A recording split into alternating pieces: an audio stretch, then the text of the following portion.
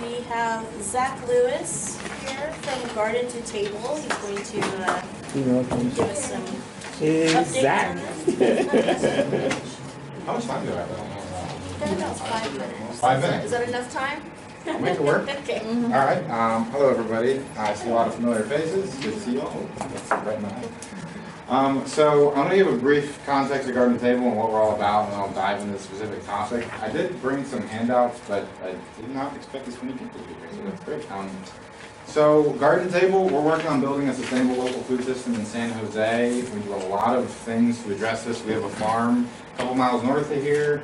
We have a neighborhood harvest program where we harvest fruit from trees all over, mainly central San Jose, but all over the city, and we distribute that to local food banks and low-income neighborhoods.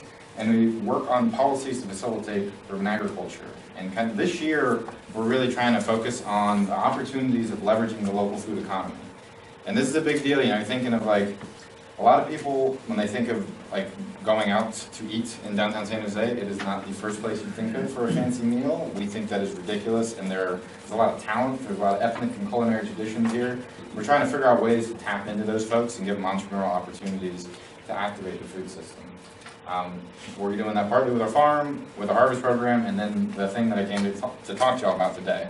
So we actually, thanks to Councilmember Perales over here, he championed AB 551, the Urban Agriculture Incentive Zone Ordinance, to be looked at by the City of San Jose. This is a property tax incentive to convert vacant lots into urban agriculture projects. It's being looked at by the city right now as a possible ordinance change this year. And one of the ways that we're hoping to kind of bring light to this issue is finding interested landowners. We have 5 project creators that are actually ready to go, and we have potential funding lined up from the Open Space Authority and the Health Trust to get these things started. And we're really excited and eager to help entrepreneurs get new projects that serve the community and increase access to healthy food all over the city. But we need to find the landowners, and it's really difficult. So that's where y'all come in. You are the community leaders, you know your neighborhoods, you know your neighbors. And so I'm sure that there are vacant lots all around you. In my research, I identified 7,000 acres in San Jose alone. There are 350 of those are eligible for urban agriculture incentive zones. The most parcels in the entire city are actually in District 3. So I'm sure you have passed them or seen them. But getting in touch with these landowners is really difficult. And we just want to ask if they're interested. I mean, like, if there's no interest, there's nothing else to be done. But if we can find some folks that really want to see this happen, there's a huge potential to get some great new projects going. We have people that are interested, and we want to plug them up in and help build a better food economy, food culture in San Jose. Yeah, any questions? So how come you can't find the landowners on these vacant lots? So we actually have their basic information, like their address, like physically where they are, but all we can really do is write them a letter, and that's not an effective outreach strategy. What we're really hoping to do is, can we find somebody that knows them, can talk to them, maybe their neighbor, like, we're trying to find what other ways to engage them, and a letter just didn't work. We're also creating an infographic that we're going to send out. We'll be attending other community meetings. We'll try and do house calls. It's just hard to get in touch with them. Who would pay for the water and stuff like that? It would be the organizations that would set up the projects. Yeah. One, like if you had like an R2 property. An R2 property, so urban agriculture is allowed on an acre or less in any residential, industrial, or commercial property in the city of San Jose, permitted by right. It's a permitted use, so like it basically, obviously you need to talk to your neighbors, but in the zoning code, if you live in a residential district, R2, R1, whatever, a commercial or industrial, you can put a farm, community garden, or whatever on that piece of land. It is legal by the So I city. can do that in my backyard. Absolutely, yeah. And you could sell right in front of your house too. Damn. Yeah, there's another law that came into place. You can sell to a corner store now, and actually we're piloting a program to help distribute more local food into low-income corner stores. That's another topic, but there's a lot of opportunities that this law creates. Yes. Where's the farm at, and how large is it? So Taylor Street Farm is 1 acre. It's about 2 miles north of here on Taylor Street and the Guadalupe Freeway.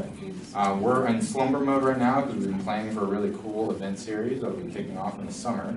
We've been planning for it, but the farm stand should be open around May. Is that like right next to where our City 4 is? Kinda, so we're on the east side of the freeway. Do you know where the Union Bank is? Right there City before Bank. you go, Citibank, before you go over the bridge? The Taylor Street grid. We're totally hidden. And so the nice thing about this farm was a vacant lot for like 50 years. And then we activated it and made it a community resource. And actually 2 of the neighbors of the farm are in this room right now. We put on workshops, events, farm stand, market days, all kinds of stuff. This is what we hope to seed all over San Jose if we find landowners for 8551. How many acres is it? 1. And where located again, I'm sorry. It's located next to the City Bank at 200 West Taylor Street. Oh, is that one that's under the underpass? It's hidden, so like if you walk past that site, you will not see it unless you know where to look. It's like the 2 overpasses block us, which is why no one has used it before. That's why it hasn't been developed. Yes. So I'm one of the neighbors that, yeah, so and you're in our neighborhood, and I first of all, I want to say it's what you're doing is really super awesome, and I really, really appreciate the fact that you push public transportation and alternative means of getting there. You're really diligent about that. You've heard us scream and shout. Yes. And it's important because none of the neighborhoods want more traffic, right? We don't need any more traffic. So, you know, Zach heard us and said, okay, so we're going to put in our promotion, you know, to please get there alternatively, you know, whenever you can. And so thank you. So you've been a wonderful partner, and I think it's a great model, and thanks. We're hoping to bring on more projects like that, yeah. Good to see you, Zach. Likewise. I would imagine that for businesses, that this would help alleviate blight in the Big neighborhood. time. So I would imagine that they would have an interest in that. We've been working with establishing, we have one business improvement district here, perhaps, and I'll share some information with some of the people that are involved that could help you with identifying who, or pressure them. The people We're not trying to pressure area. anybody. Like our thing is just like we want to make sure that they're aware that this opportunity exists, and then yeah. It didn't, pressure would not maybe the word, of them, for them to understand that it's a benefit to the business district as a whole, to not have empty lots with blight in that regard. My question is about liability. You've got a thing of people coming and going on property. Is there any responsibility or liability to the owner?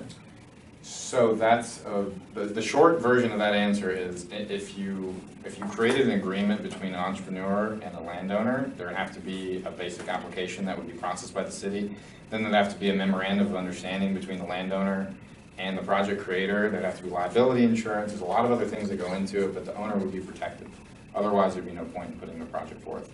So any kind of organizing project entity, whether it's a for-profit, nonprofit, whatever, it would be their responsibility to fund the project, have the requisite liability, workers' comp, all the things that go into making it. And that's what Garden Table is proposing to do as well. We want to help people understand how to create these projects so they're done the right way, and they're good community neighbors, and yeah.